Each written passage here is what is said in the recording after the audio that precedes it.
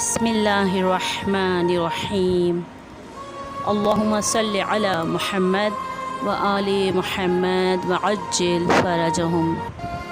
امام علی رضا علیہ السلام سلسلہ امامت کی 8ویں کڑی اور سلسلہ عصمت کی 10ویں کڑی ہیں۔ امام علی رضا علیہ السلام کے والد امام موسیٰ کاظم علیہ السلام باب الحوائج علیہ السلام ہیں، اور آپ کی والدہ کا نام ام البنین یا نجمہ خاتون یا تکتم ہے، اور امام علی رضا علیہ السلام کی ولادت کے بعد آپ کو طاہرہ کا لقب دیا گیا۔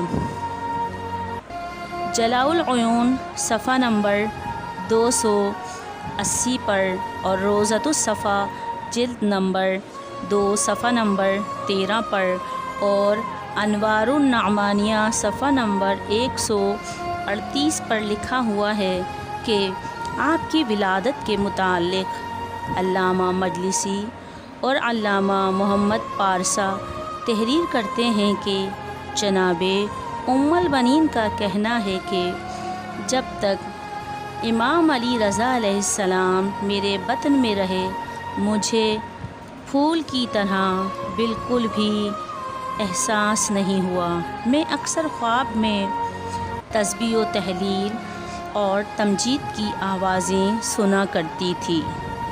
جب امام علی رضا علیہ السلام کی ولادت ہوئی تو آپ نے زمین پر تشریف لاتے ہی اپنے دونوں ہاتھ زمین پر ٹیک دیے اور اپنا چہرہ مبارک آسمان کی طرف بلند کر دیا، اور آپ کے لبھائے مبارک جنبش کرنے لگے۔ ایسا معلوم ہوتا تھا کہ جیسے آپ خدا سے کچھ باتیں کر رہے ہیں۔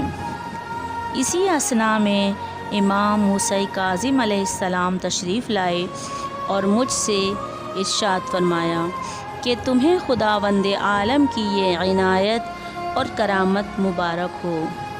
پھر میں نے مولود مسعود کو آپ کی طرف بڑھا دیا۔ آپ نے اپنی آغوش رحمت میں لیا اور اس کے دائیں کان میں اذان اور بائیں کان میں اقامت کہی۔ اس کے بعد آپ نے ارشاد فرمایا کہ اسے لے لو، یہ زمین پر خدا کی نشانی اور میرے بعد حجت الہی کے فریضے کو انجام دینے والا ہے۔ ابن بابویہ فرماتے ہیں کہ آپ دیگر ائمہ علیہ السلام کی طرح مختون اور ناف بریدہ پیدا ہوئے تھے۔ آپ کے والد ماجد امام موسیٰ کاظم علیہ السلام نے لوح محفوظ کے مطابق اور رسول خدا صلی اللہ علیہ وآلہ وسلم کے پہلے سے بتائے ہوئے نام کے مطابق آپ کا نام علی رکھا اور آپ آل محمد کے تیسرے علی ہیں۔ آپ کی کنیت ابو الحسن تھی اور آپ کے القابات میں صابر، ذکی، ولی، رضی، وصی تھے۔ اس کے علاوہ آپ کا مشہور ترین لقب رضا ہے۔ کہتے ہیں کہ آپ کو رضا اس لیے کہتے ہیں کہ آسمان و زمین میں خداوند عالم رسول اللہ صلی اللہ علیہ وآلہ وسلم اور ائمہ اطہار اور غرض کے ہر چیز، تمام مخالفین اور آپ کے چاہنے والے آپ سے راضی تھے۔ علامہ مجلسی جلاء العیون اور روضۃ الصفا میں فرماتے ہیں کہ کسی نے امام محمد تقی علیہ السلام سے سوال کیا کہ لوگ یہ کہتے ہیں کہ آپ کے والد ماجد کو رضا کا لقب مامور رشید نے دیا تھا۔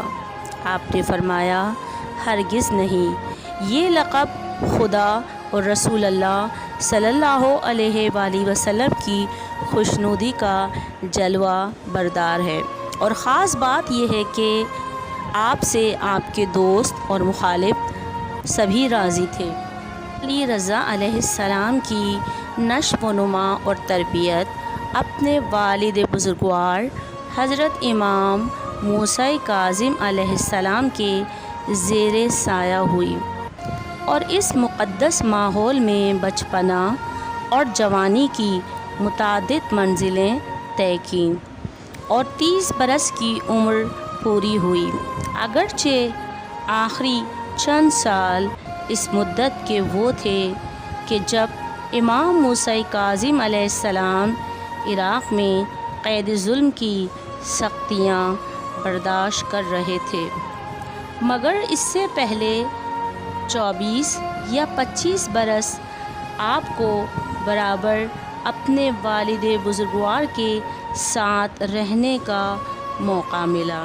آپ علیہ السلام نے اپنی زندگی کی منزل سے اپنے زندگی کے آخری لمحوں تک بہت سے ظالم بادشاہوں کے دور دیکھے۔ آپ نے منصور دوانقی، مہدی عباسی، ہادی عباسی، ہارون رشید، امین عباسی اور اس کے علاوہ مامون رشید کی خلافت کے ظالمانہ دور دیکھے۔ امام علی رضا علیہ السلام کے اخلاق، عادات، شمائل اور خصائل کے بارے میں کچھ کہنا بہت دشوار ہے۔ بالکل اسی طرح ہے جیسا کہ سمندر کو کوزے میں بند کر دیا جائے۔ جناب امام علی رضا علیہ السلام کی پوری زندگی بہترین اخلاق و عادات سے بھری ہوئی ہے۔ علامہ شبل نجیب ابراہیم بن عباس تحریر کرتے ہیں کہ امام علی رضا علیہ السلام نے کبھی کسی شخص کے ساتھ گفتگو کرنے میں سختی نہیں کی اور کبھی کسی بات کو قطع نہیں کیا۔ آپ کے مکارم عادات سے یہ بھی تھا کہ جب بات کرنے والا اپنی بات ختم کر لیتا تھا تب آپ اپنی طرف سے بات کا آغاز فرماتے تھے۔ کسی کی حاجت روائی اور کام نکالنے میں حتی الامکان کوشش کرتے تھے اور کسی بھی کوشش سے دریغ نہیں فرماتے تھے۔ کبھی کسی ہم نشین کے سامنے پاؤں پھیلا کر نہیں بیٹھتے تھے اور نہ ہی اہل محفل کے سامنے تکیہ لگاتے تھے۔ کبھی آپ نے اپنے غلاموں کو سختی سے بات نہیں کی اور نہ سختی سے آواز دی، اور چیزوں کا کیا ذکر، کہتے ہیں کہ میں نے کبھی آپ کو تھوکتے اور ناک صاف کرتے نہیں دیکھا۔ آپ قہقہہ لگا کر ہرگز نہیں ہنستے تھے۔ خندہ زنی کے موقع پر بھی آپ تبسم فرماتے تھے۔ محاسن اخلاق اور تواضع انکساری کی یہ حالت تھی کہ دسترخوان پر تک اپنے سائز اور دربان تک کو نہ بٹھا لیتے جب تک کھانا نہیں کھاتے تھے۔ راتوں کو بہت کم سوتے تھے اور اکثر راتوں کو شام سے صبح تک شب بیداری کرتے تھے۔ اکثر اوقات روزے سے رہتے تھے، مگر ہر مہینے کے 3 روزے تو آپ سے کبھی قضا نہیں ہوئے۔ ارشاد فرماتے تھے کہ ہر ماہ میں کم از کم 3 روزے رکھ لینا ایسا ہی ہے جیسے کوئی ہمیشہ روزے سے ہو۔ آپ بہت زیادہ خیرات کیا کرتے تھے اور اکثر رات کے تاریک پردے میں اس کام کو ادا کرنے کی کوشش کرتے تھے۔ موسم گرما میں آپ کا فرش جس پر آپ بیٹھ کر مسائل اور علوم بیان کیا کرتے تھے وہ بوریا ہوتا تھا، اور موسم سرما میں کمبل۔ آپ کا یہ طرز عمل اس وقت بھی جاری رہا کہ جب آپ ولی عہد حکومت تھے۔ آپ کا لباس گھر میں موٹا اور سخت ہوتا تھا، اور جب آپ گھر سے باہر جاتے تھے تو اچھا لباس پہن کر جاتے تھے۔ ایک مرتبہ کسی نے آپ سے کہا کہ حضور اتنا عمدہ لباس آپ کیوں استعمال فرماتے ہیں؟ تو آپ نے اپنے لباس کے اندر پہنا ہوا لباس کھول کر دکھایا اور فرمایا، اچھا لباس دنیا والوں کے لیے اور کمبل کا لباس خدا کے لیے ہے۔ کا یہ عالم تھا کہ علامہ موصوف بیان کرتے ہیں کہ ایک مرتبہ امام علی رضا علیہ السلام حمام میں تشریف لے گئے۔ ایک شخص جس کا نام جندی تھا وہ بھی نہانے آ گیا اور اس نے نہاتے ہوئے امام علی رضا علیہ السلام سے کہا کہ میرے جسم پر پانی ڈالیے۔ امام نے اس کے جسم پر پانی ڈالنا شروع کر دیا۔ ایک اور شخص کہ جو امام علی رضا علیہ السلام کو پہچانتا تھا، وہ جب حمام میں داخل ہوا اور اس نے یہ دیکھا کہ جندی امام علی رضا علیہ السلام سے کام لے رہا ہے تو اس نے فوراً کہا کہ اے جندی، فرزند رسول سے تو خدمت لے رہا ہے؟ ارے یہ تو ہمارے امام رضا ہیں۔ یہ سننا تھا کہ وہ آپ کے پاؤں پہ گر پڑا اور معافی مانگنے لگا۔ امام علیہ السلام جب اپنا دسترخوان بچھاتے تھے تو آپ کے دسترخوان پر آپ کے تمام ملازم اور غلام جن کو امام علیہ السلام نے اپنے گھر میں رکھا ہوا تھا انہیں بھی کھانے میں شامل کر لیتے تھے۔ اگر کوئی یہ کہتا تھا کہ مولا انہیں الگ بٹھائیں تو آپ فرماتے تھے کہ کوئی حرج نہیں ہے، یہ بھی ہماری طرح ہی انسان ہیں۔ یاسر کا کہنا ہے کہ آپ کا یہ تاکیدی حکم تھا کہ میرے آنے پر کوئی خادم کھانا کھانے کی حالت میں میری تعظیم کو نہ اٹھے۔ معمر بن خلاد کا بیان ہے کہ جب بھی دسترخوان بچھتا آپ ہر کھانے میں سے تھوڑا تھوڑا کھانا نکال لیتے تھے اور اسے مسکینوں یتیموں کو بھیج دیا کرتے تھے۔ شیخ صدوق رحمۃ اللہ علیہ فرماتے ہیں کہ آپ نے ایک سوال کا جواب دیتے ہوئے فرمایا کہ بزرگی تقوی سے ہے، جو مجھ سے زیادہ متقی ہے وہ مجھ سے بہتر ہے۔ ایک شخص نے آپ سے درخواست کی کہ آپ مجھے اپنی حیثیت کے مطابق کچھ مال عنایت کیجیے۔ فرمایا یہ ممکن ہے، چنانچہ آپ نے اسے 200 اشرفی عنایت فرما دی۔ ایک مرتبہ 9 ذی الحجہ یوم عرفہ کے دن آپ نے راہ خدا میں اپنا سارا گھر لٹا دیا۔ یہ دیکھ کر فضل بن سہیل وزیر مامون رشید نے کہا کہ حضرت یہ آپ نے کیا کیا؟ اس طرح تو آپ کو نقصان ہو گیا۔ آپ نے فرمایا یہ نقصان نہیں ہے بلکہ غنیمت ہے، میں اس کے عوض میں خدا سے نیکی اور حسنہ لے لوں گا۔ آپ کے خادم یاسر کا بیان ہے کہ ہم ایک دن میوہ کھا رہے تھے اور کھانے میں سے ایسا کرتے تھے کہ ایک پھل سے کچھ کھاتے تھے اور کچھ پھینک دیتے تھے۔ ہمارے اس عمل کو آپ نے دیکھ لیا اور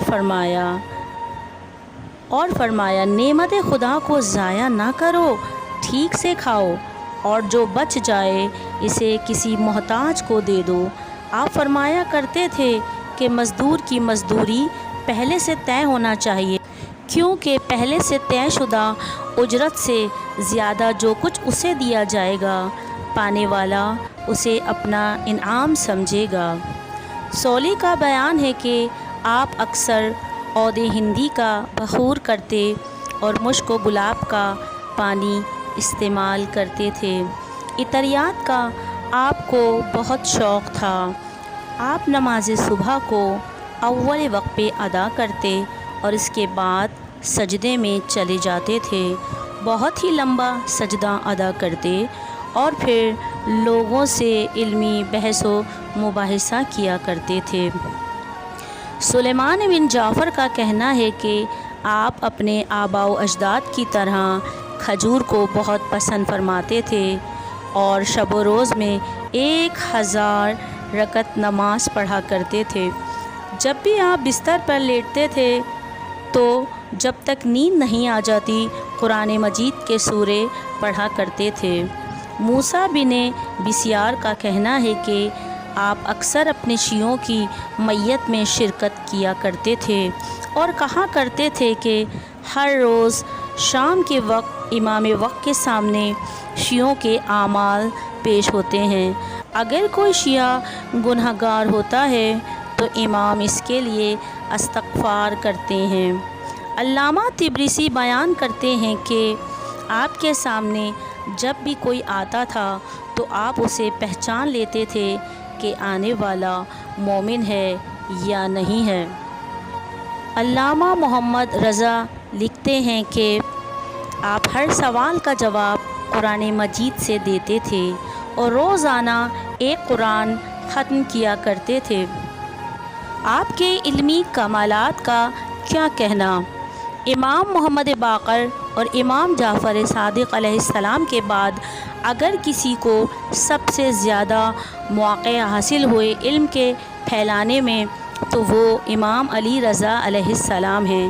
جب آپ امامت کے منصب پر نہیں پہنچے تھے اس وقت حضرت امام موسیٰ کاظم علیہ السلام اپنے تمام فرزندوں اور خاندان کے لوگوں کو نصیحت فرماتے تھے کہ تمہارے بھائی علی رضا عالم آل محمد ہیں، اپنے دینی مسائل کو ان سے دریافت کر لیا کرو اور جو کچھ اسے کہیں اسے یاد رکھا کرو۔ پھر حضرت امام موسیٰ کاظم علیہ السلام کی شہادت کے بعد آپ مدینے میں تھے اور روضہ رسول اللہ پر تشریف فرما تھے تو علماء اسلام مشکل مسائل میں آپ کی طرف رجوع کرتے تھے۔ محمد بن عیسیٰ یقینی کا بیان ہے کہ میں نے ان تحریری مسائل کو جو حضرت امام علی رضا علیہ السلام سے پوچھے گئے تھے اور آپ نے ان کا جواب تحریر فرمایا تھا اکٹھا کیا تو ان کی تعداد 18,000 تھی۔ امام علی رضا علیہ السلام کو اپنے علم و فضل کے اظہار کے زیادہ مواقع پیش آئے کیونکہ مامون عباسی کے پاس جب تک دارالحکومت مرو تشریف فرما رہے بڑے بڑے علماء و فضلاء علوم مختلفہ میں آپ کی استعداد اور فضیلت کا اندازہ کرایا گیا اور کچھ اسلامی علماء پر موقوف نہیں تھا بلکہ علماء یہود و نصارہ سے بھی آپ کا مقابلہ کرایا گیا، مگر ان تمام مناظروں اور مباحثوں میں ان تمام لوگوں پر آپ کی فضیلت اور فوقیت ظاہر ہوئی۔ خود مامون عباسی بھی خلفائے عباسیہ میں سب سے زیادہ امام علیہ السلام کے تبحر علوم کا لوحہ مانتا تھا اور چاروں ناچار اس کا اعتراف پر اعتراف اور اقرار پر اقرار بھی کرتا تھا۔ چنانچہ علامہ ابن حجر صواعق محرقہ میں لکھتے ہیں کہ آپ جلالت، قدر و عزت، شرافت میں معروف و مذکور ہیں، اسی وجہ سے مامون آپ کو بمنزلہ اپنی روح و جان سمجھتا تھا اور اس نے اپنی بیٹی کا نکاح حضرت علیہ السلام سے کیا اور اپنا ولی عہد بھی بنایا۔ ابا سلط ابن صالح ہروی کہتے ہیں کہ حضرت امام علی رضا علیہ السلام سے زیادہ کوئی عالم میری نظر سے نہیں گزرا اور مجھ پر ہی کیا موقوف جو کوئی آپ کی زیارت سے مشرف ہوتا وہ میری طرح آپ کی عالمیت کی شہادت دیتا۔ امام علی رضا علیہ السلام کے کچھ اقوال حاضر خدمت ہیں جس سے امام علی رضا علیہ السلام کے علم کی جھلک نظر آتی ہے۔ امام علیہ السلام فرماتے ہیں کہ کھانے اور دودھ پینے اور قرآن پڑھنے سے حافظہ بڑھتا ہے۔ امام علیہ السلام نے فرمایا مسور 70 انبیاء کی پسندیدہ خوراک ہے، اس سے دل نرم ہوتا ہے اور آنسو بنتے ہیں۔ امام نے فرمایا کھانا ٹھنڈا کر کے کھانا چاہیے۔ امام نے ایک اور جگہ فرمایا کھانا پیالے کے کنارے سے کھانا چاہیے۔ امام علی رضا علیہ السلام نے فرمایا گوشت کھانے سے شفا ہوتی ہے اور مرض بھی دور ہوتا ہے۔ امام علی رضا علیہ السلام فرماتے ہیں کہ کھانے کی ابتدا نمک سے کرنی چاہیے کیونکہ اس سے 70 بیماریوں سے حفاظت ہوتی ہے جن میں جذام بھی شامل ہے۔ امام فرماتے ہیں کہ جنت میں متقی اور حسن خلق والوں کی اور جہنم میں پیٹو اور بدکاروں کی کثرت ہوگی۔ آپ نے فرمایا امام حسین کے قاتل بخشے نہیں جائیں گے اور ان کا بدلہ خدا لے گا۔ امام علی رضا علیہ السلام نے فرمایا کہ حضرت فاطمہ عرش پکڑ کر قیامت کے دن واقعہ کربلا کا فیصلہ چاہیں گی۔ اس دن ان کے ہاتھ میں امام حسین علیہ السلام کا خون بھرا پیرہن ہوگا۔ امام علی رضا علیہ السلام فرماتے ہیں کہ خدا سے روزی صدقہ دے کر مانگو۔ امام علی رضا علیہ السلام نے فرمایا کہ بچوں کے لیے ماں کے دودھ سے بہتر کوئی دودھ نہیں ہے۔ پھولوں کے لیے امام نے فرمایا کہ گلاب جنت کے پھولوں کا سردار ہے۔ بنفشہ کا تیل سر میں لگانا چاہیے، اس کی تاثیر گرمیوں میں ٹھنڈی اور سردیوں میں گرم ہوتی ہے۔ اور فرمایا جو زیتون کا تیل سر میں لگائے یا کھائے تو 40 دن اس کے پاس شیطان نہیں آتا ہے۔ دعا ہے کہ پروردگار عالم ہمیں امام علی رضا علیہ السلام کی محبت، معرفت اور شوق زیارت عنایت فرمائے، اور پروردگار عالم امام زمانہ علیہ السلام کے ظہور میں تعجیل ہو، اور امام علیہ السلام جلد از جلد تشریف لے آئیں تاکہ امام زمانہ علیہ السلام کے ساتھ مل کر اپنے 8ویں امام علیہ السلام کی تمام مشکلوں، مصیبتوں اور مصائب کا انتقام لے سکیں۔ اور پروردگار عالم تجھے واسطہ ہے امام زمانہ علیہ السلام کا، جلد از جلد اس کرونا وائرس سے کرۂ ارض کو محفوظ فرما، اور جو اس مرض میں ہیں انہیں شفائے عاجلہ اور شفائے کاملہ عنایت فرما۔ پھر میں دعا ہے کہ 10 بار صلوات پڑھ کر تمام شہدائے اہل بیت، شہدائے عزاداری، شہدائے یوم عاشور، شہدائے یوم چہلم، شہدائے یوم علی کی خدمت میں ہدیہ کر دیجیے، اور اس ثواب میں ان تمام مومنین اور مومنات کو بھی شامل کر لیجیے جو دنیا سے جا چکے ہیں، بالخصوص ان تمام مومنین اور مومنات کو جنہیں پڑھ کر کوئی ثواب پہنچانے والا نہیں ہے، اور اس ثواب میں میرے اور اپنے مرحومین کو بھی شامل کر لیجیے گا۔ والسلام علیکم ورحمۃ اللہ وبرکاتہ۔